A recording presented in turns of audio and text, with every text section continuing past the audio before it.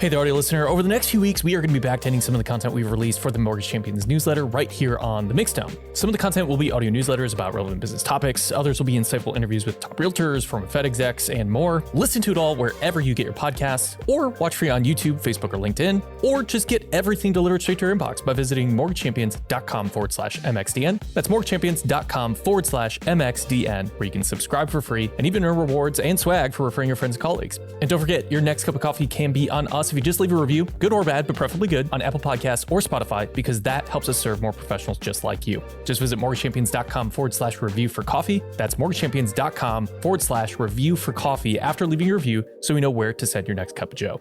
All right, enjoy the show.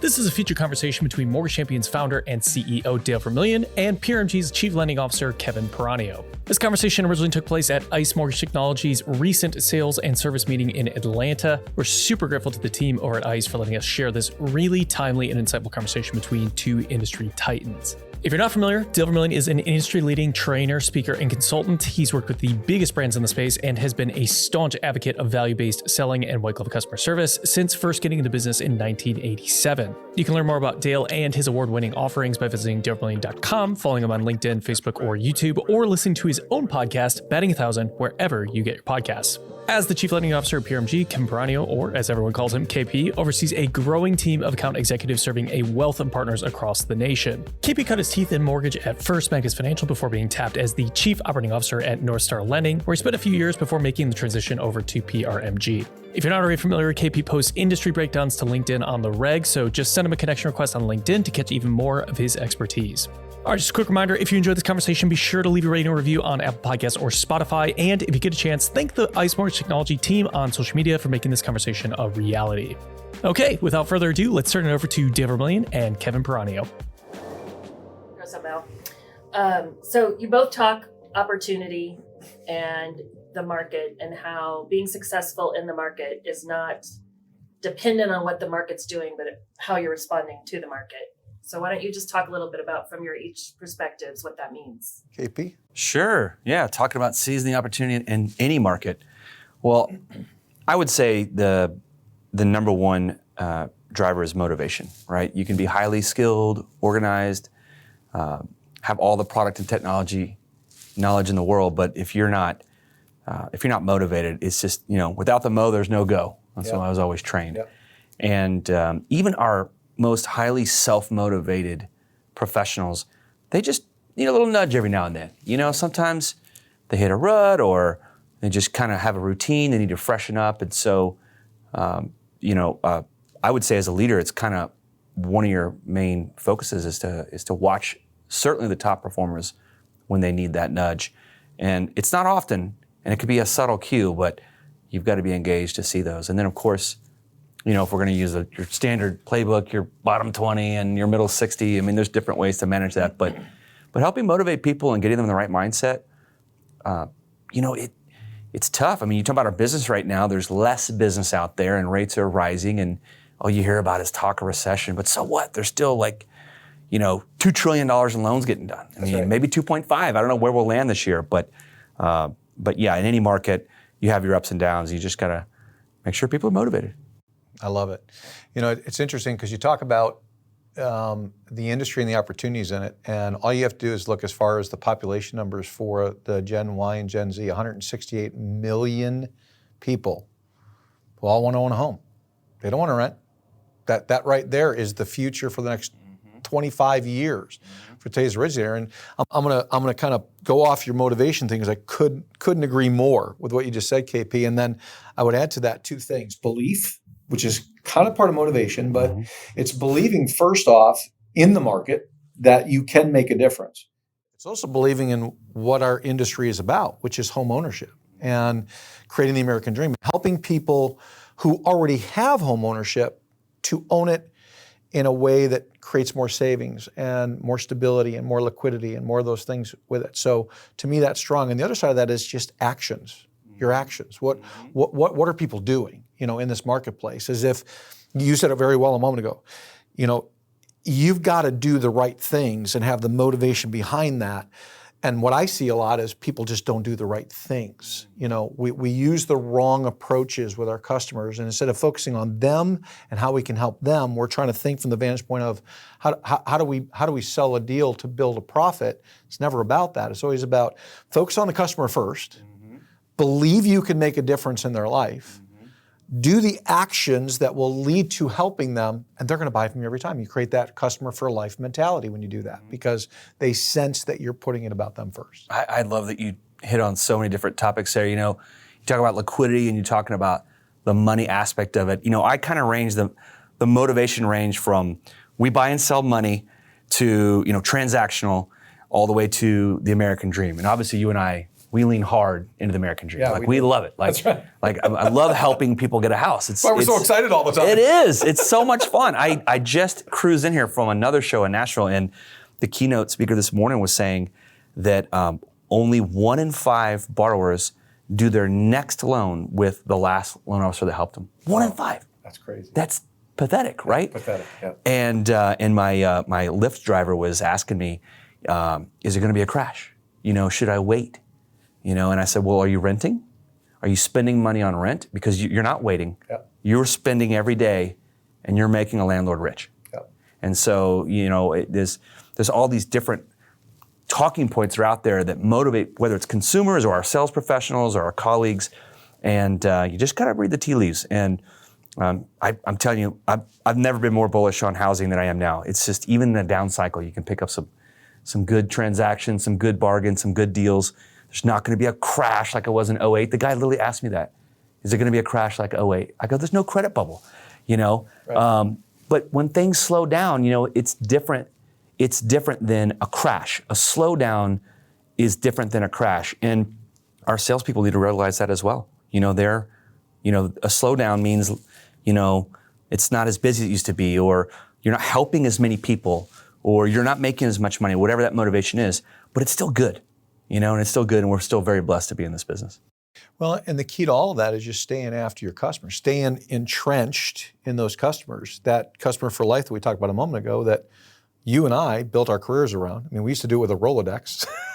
Now today we have ICE. We have automation that does all these things for the sales teams, that there's no reason not to stay in contact with your customers. No reason for that statistic of only 20% of customers go back to their loan office. Mind-blowing.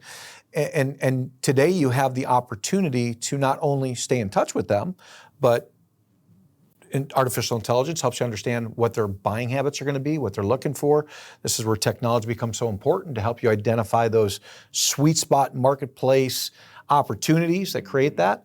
And look, you said it perfectly, KP. Our product's money. We're not in the mortgage business, we're in the money business. Everybody loves that. So as long as we can remember that, wake up in the morning and go, you know, today we have a chance to put somebody in a home, which makes the American economy what it is. We have a chance to help people create stability. That's what the game's about. And it's about helping families to live as strong families. You look at those things, it makes a difference. I was thinking about when you were talking a couple of years ago, I'll never forget this. I was at an office for a guy who was in the business for like 42 years. And he was still just so pumped up. And I'm like, okay, I think I'm a motivational guy. What is going on with you? Why are you so excited? You know what he did? He said, I got to show you. He walks me in this closing room. He's got 700 photos on the wall of people with their new house keys. Every loan he ever closed, he had put on that wall. That's amazing. He said, that's my motivation right there. That's cool.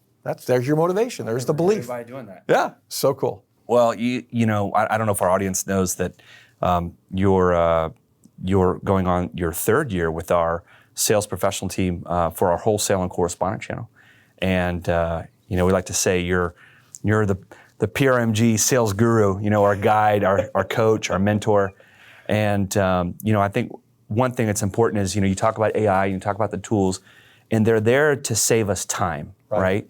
They're not there to eliminate the human aspect of this business, the relationship aspect. Because behind every transaction, whether it's a realtor or an originator or the consumer, there's a human.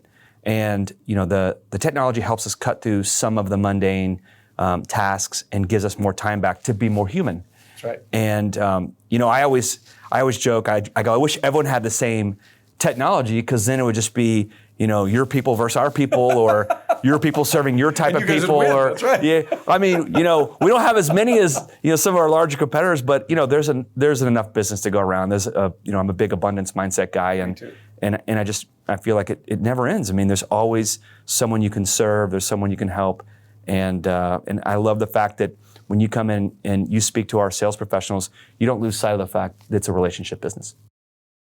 And that's what I love about your company is you guys have the old school mindset of relationship with the new school mindset of technology through ICE and through your partners that just creates that perfect meld of two things that come together that create success in the marketplace. It's not rocket science. I think sometimes we make it harder than it is. I know we do. It's but sometimes that's where the motivation comes into play. Sometimes we get in our own way. Yeah. And everyone goes through it. Everyone has, you don't know what challenges people are facing that's not even related to buying a home or their career. I mean, people go through challenges, and the whole country just went through 2 years of craziness. I wish we could say we're out of the pandemic, and we're not you're not fully out of it. Obviously, it's not as bad as it used to be, but just sucker punched our whole country, and housing was a shining star. Yeah. Every single partner, vendor, every one of our colleagues were part of the housing industry that just pulled our economy right back up and just kept marching forward. And gosh, what a great time to be a homeowner. 20% appreciation year over year for a couple of years in a row. I mean, obviously that's not going to last forever, but people who have taken that chance and took seriously the privilege of home ownership, they're in a great spot right now. Let's talk a little bit about what is on top of mind for you for the second half of the year, what you're both thinking about as you head into Q2H22. So KP, what do you think? Second half of this year, what are you envisioning? What are you thinking? So my most positive spin, right? Since we're talking about mindset. That's right. It's a cyclical business. We're in a down part of the cycle. Again, it's very good. The real challenges that come from the down part of the cycle is it's usually the capacity of the industry, right? So we're such a cyclical business. You build up for $4.6 trillion, which has never happened before. And, then you got to come back down to reality and go, okay, there might only be 2.5 trillion, which again is a fantastic number. I mean, it's like the 7th best year ever, right? Maybe it's less than that. I don't know. So it's a deleveraging.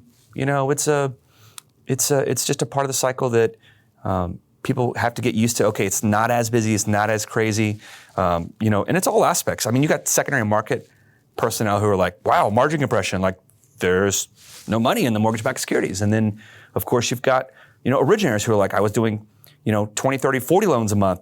Now I'm doing, 10, 15. And, but it's okay. What we're telling people is that there's two really important points is that, yes, there will be another part of the cycle where there'll be a recession. Yep. And rates will come back down again. Yep.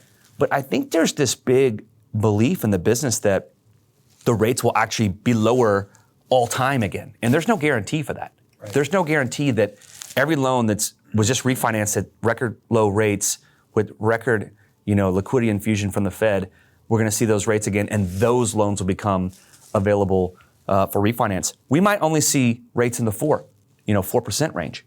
So the purchases we do today, those become the loans that are refinances in the next part of the refi cycle. Yep. And so the motivation for us is to grind and help people get purchase business going, create deal flow.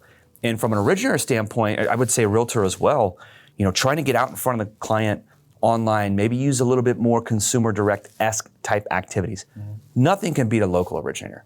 Nothing can beat a local realtor. They have this knowledge that is built with years of experience, this feeling and knowing where the good schools are and where to get someone to fix this part of your house or this or that. And that local knowledge coupled together with finding business online, getting consumers first, and then putting them in a house, you're building your future refinance pipeline. Because by the way, when rates do come down again, let's just say they come down to only 4%. Now you're refinancing everyone you're doing right now in the 5s, gosh, maybe even 6s, depending on how high rates get to. Yep. But then there'll be more purchases, right? Because rates will be even cheaper in that next part of the cycle. So we're telling people to build for the next up part of the cycle and the refinance, and that's the motivation right now. Even though, it's a little, there's some deleveraging. I think between now and February of 23 will be the most turbulent waters. But I think once the spring purchase season kicks off again, usually around mid-February is when things start to really pick up. Yeah. And we'll see, most of this industry will have deleveraged. A lot of the larger clients that were refi heavy, they will had to have gotten rid of their excess capacity, and there'll be some equilibrium, and then we'll be able to just, have less turbulent times. After this is, I think, my 7th rising rate market in 40 years, and you always see the same thing, and the thing that's encouraging to me going into the second half of this year is that in the first half of the year, everybody's learning the change in the market, and now everybody knows it's for real. It's I think a lot of people sat back with holding their breath for 90 days going, well, it's going to go back to what it was. Rates are going to go back down to mid 2s, low 3s. And now people are like, nope, we're here to stay. And what you have is that attrition you talked about, that cleansing, where you do go through a period of time where you tighten the industry. But once you do that, the people who are left are the ones that really know how to work with their customers and do the right things. And that always becomes a great market for those lenders and for those loan officers and those people at that time. They do really well because now they've learned the mistakes from the first half of the year. They've learned what they need to change.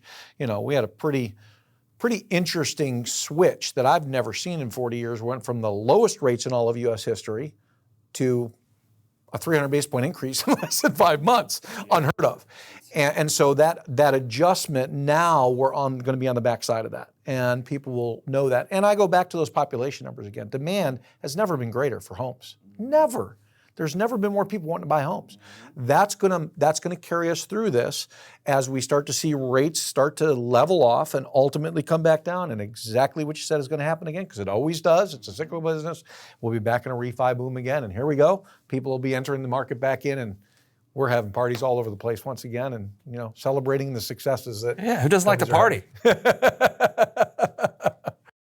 really covered everything. It's great. I love it. Really, it was the last one, the importance of future-proofing your tech stack and why this is important. When you say future-proofing, meaning just expanding your tech stack? Expanding your tech stack and investing in technology, right, essentially. So the future, as far as pertains to technology, I think there's no question that this industry is moving so rapidly to such a heavy tech requirement for consumers. Again, in context with relationship. I talk about that all the time, the high tech, the high touch. But look, we were so busy in 20 and 2021, and the time to make available to work on tech stacks and work on those things was a lot more difficult. Now we've got the time. Volume's down. This is when you get your game ready for the next market. And this, we know the one advantage of technology is as you upgrade and improve your technologies, you upgrade and improve your efficiencies in production, and the net is you're going to make the money back in spades. And you won't compete without it.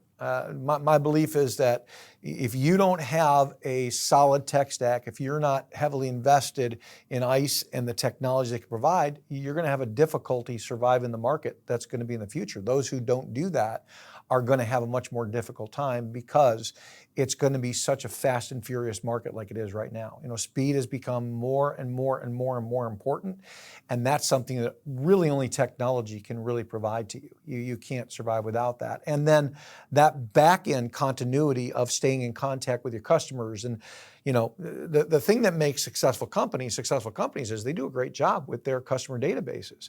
They really invest in the technologies that will provide that ongoing communication, that connection, that loan officer for life, lender for life mindset that loan officers today just are too busy to get to. You just can't do it with all of the complications of a mortgage today without that technology. So I think now's the time. Now's the time to invest. Now's the time to prepare for the future. Now's the time to take market share. Now's the time to realize that we are on the cusp in the next year, like we talked about, of things are going to get better. And then you're going to wish you had all of that in place at that point. So I would say now's the time to build that so that you are prepared for the 2023, 2024 market, which I think is going to be absolutely huge.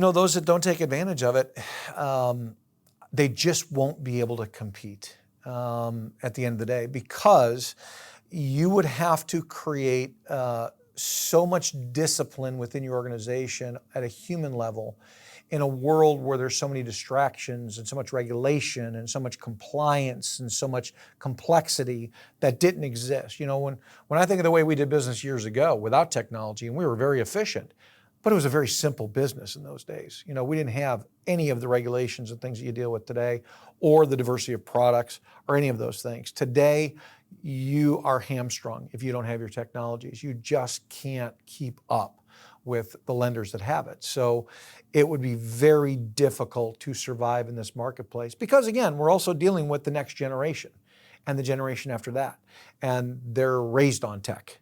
So they're going to expect something very different than the consumers we've worked with in the last 20, 30, 40 years I've been in the business. It's a changing, shifting market like everything in the United States. And you know what? As I always say, if you don't change with the market runs you over. That's just the way it works. This conversation featuring Dale Vermillion and Kevin Peranio was recorded and edited by me, Jake Vermillion. The conversation was directed by Sarah Holtz of Ice Mortgage Technology. Other help provided by Angela Hughes, Delane Nick, and Cindy Stott, also of Ice Mortgage Technology. Music by Envato Elements.